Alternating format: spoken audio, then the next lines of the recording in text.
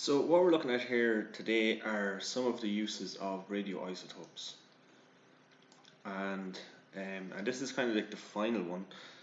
We've looked at a few already, but in relation to this one, this particular use, it's the use in smoke alarms.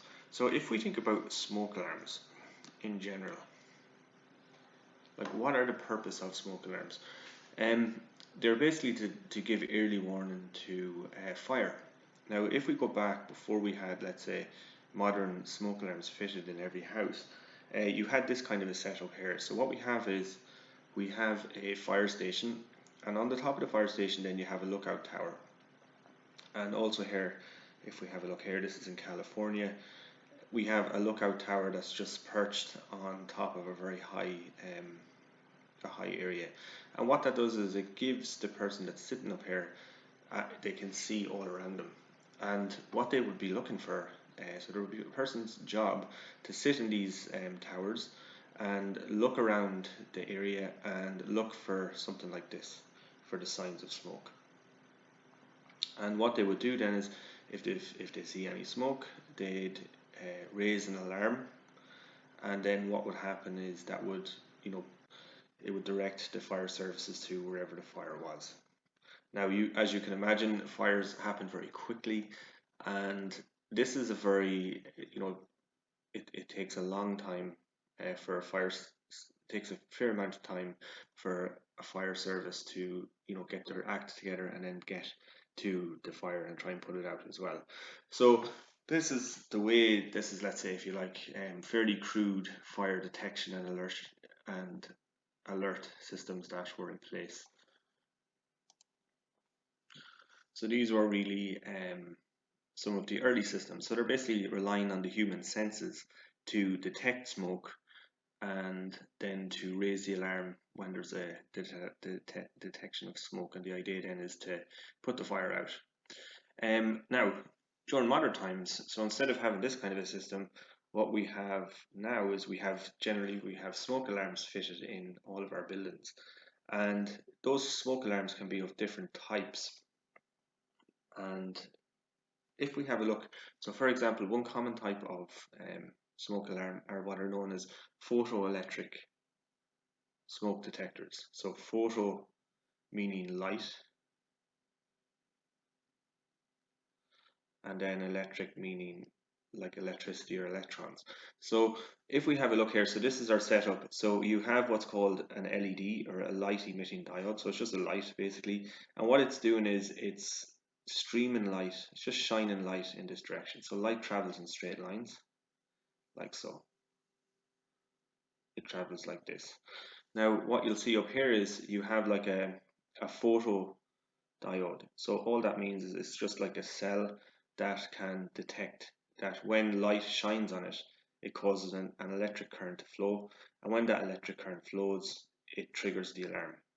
So in order for this photoelectric cell here to be activated and to cause a flow of electricity and signal the alarm, it has to be struck by the light particles that are being emitted by the light emission diode. So what happens then is, so you have this set up, so this light is just constantly shining in this direction, and when smoke, let's say, so we have a fire and smoke comes up like this, and it comes into this chamber here where the light's shining. Now, if you think about smoke, like if you have smoke like so, within that there's all different particles of the substance that is burning. So what's going to happen then is your light. So imagine this is a light. It's going to travel in here. It's going to hit, let's say, one of these particles, and it's going to be deflected. And the light will be deflected at all different points. So what's going to happen is, as this chamber here starts to fill up with smoke, the light's going to come in, and some of that light is going to be deflected up here. It's going to strike this cell, and then it's going to cause this cell to let electricity flow into the alarm. It's going to cause the alarm to go off. So that's a photoelectric cell. It's worked on the basis that these small energy photons, if you like, of light, which you can think about it as a wave or as particles, they're going to move in, they're going to bounce off the particles that are in the smoke, and then when they bounce off here, off the particles that are in the smoke in here, they're going to be deflected up into this photodiode, and then what that's going to do is once that starts getting bombarded with light or light particles, it'll cause an electric current to flow, and then that will signal the alarm, and it'll generally signal a sound that is going to alert people in the vicinity that there is a fire taking place or that there's smoke being detected by the smoke alarm. So that they're what are known as photoelectric fire alarms. Now, if we take then, we have what are known as ionization smoke detectors. So ionization smoke detectors. So basically what these work, it's kind of it's a similar type of process, but not exactly the same. So if we think about, if we break this down, so ionization, so basically if we remember ions, they're just charged particles. So let's say this is a particle here, so this is positively charged, and then you have another particle here which is negatively charged. Okay, so these are what are known as ions. So you have a cathode, which is a positively charged ion, and an anode, which is a cation, and which is a positively charged ion, and anion, which is a negatively charged ion.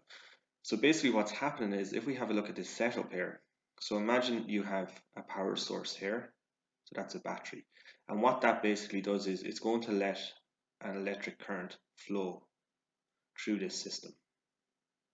Okay, so that electric current will continue to flow through the system. Now what we notice here is that we have space. So imagine, so if I just draw this space here, so you have this space here, so there's a positive part and a negative part. Now what's going to happen is the electricity, okay, bear with me now. So this is negatively charged. I'm just going to write that here like that. So what's going to happen is this space here that's in between, this is going to be filled up. It's going to be full of air. Now, in order for electricity, so if you think about what is electricity, so electricity is just electrons.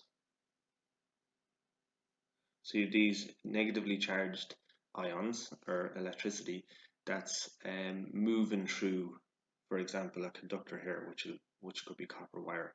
Now what's going to happen is, in order for this, so basically all electricity is just a flow of electrons. So it's just like a stream. It will continue flowing, okay, once these negatively charged electrons can actually move through this space. Now, what will enable these electrons to move through the space is if the air is ionized. So what does that mean? Is if the air is, so you could have electrons, for example, that could be broken up and broken off the atoms that make up the air. And what happens is that just creates a whole load of like negatively charged or ions within this space within the air. Now this doesn't happen on its own. There needs to be something to cause the air to become ionized. And what causes the air to become ionized are these radioisotopes. So basically what happens is, you have, imagine this is my radioisotope, it's giving off some kind of radiation,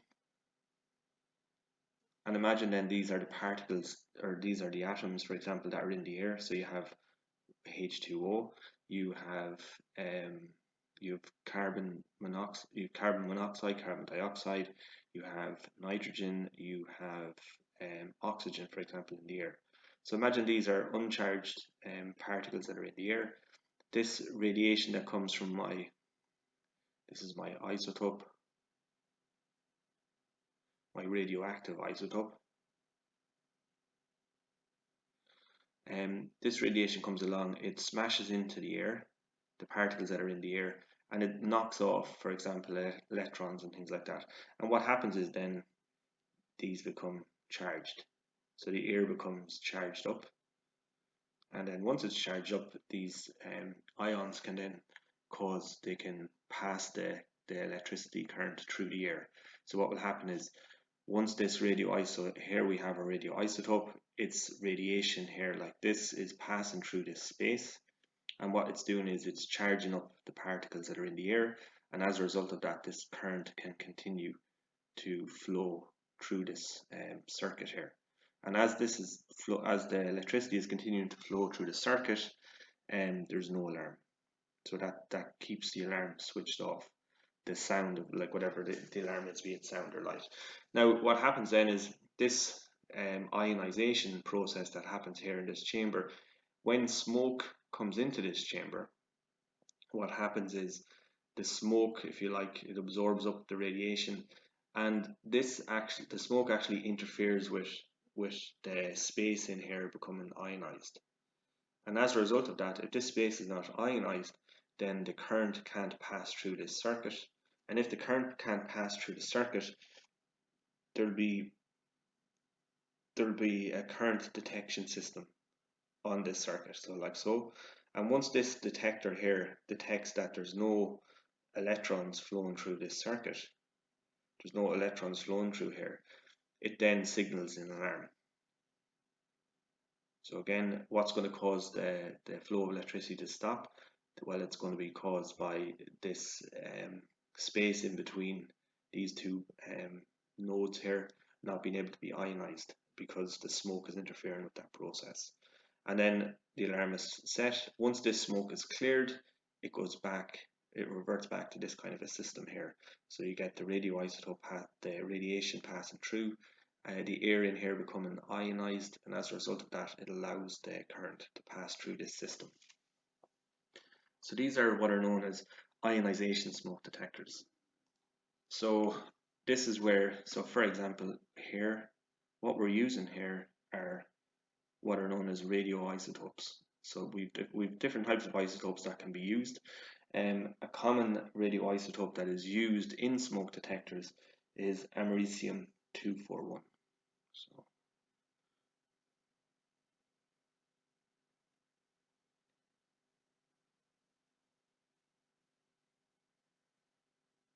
americium-241. And that's one, for example, radioisotope can be used, and it basically emits. It's an alpha. So it's basically an alpha particle emitter. So it emits alpha particles. So we use this symbol here to symbolize alpha particles. So these green lines here represent these alpha particles that they emit. And if we remember what alpha particles are, so alpha particles are basically, they're essentially a helium nucleus. So they are. So you have alpha particles will be made up of 2 protons and 2 neutrons. So this is an alpha particle, and they travel through the air.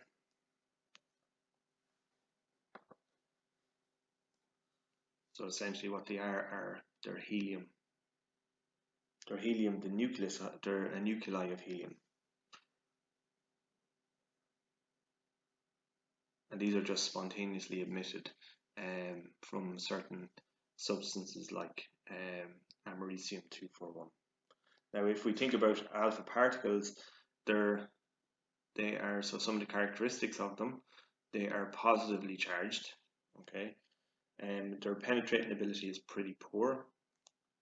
So if you take, if you were to take a sheet, just like a sheet of paper, for example, that's going to stop these alpha particles from getting through. They're deflected by electric and magnetic fields. So for example, if you put them inside an electric or magnetic field, they're going to be influenced by that field. They are damaging to human cells. Now, they do cause ionization, like we see here of the air. Now, if you were to breathe in alpha particles, for example, or breathe in alpha radiation, that would get into your lungs and it would cause problems. But because it's so hard, like it's so easy to stop these alpha particles from getting from penetrating into the body, they're relatively low risk. And if you take in your smoke detector, it's going to be completely sealed up, so there's very low risk there. Now, if you were to go out of your way and break open your smoke detector and get into the radioisotope, the americium 241 in the detector, and inhale it, it would cause problems. It would ionize the cells within your lungs, which would cause you problems. So that's basically that's how these ionization smoke detectors are used. But more importantly, it's one of the modern uses of smoke alarms as well.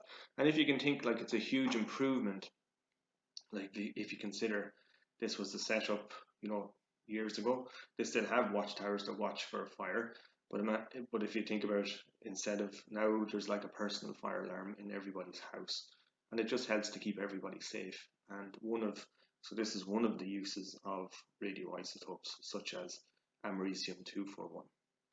Okay, so hopefully that makes sense, and I hope you enjoyed it. Okay, thank you.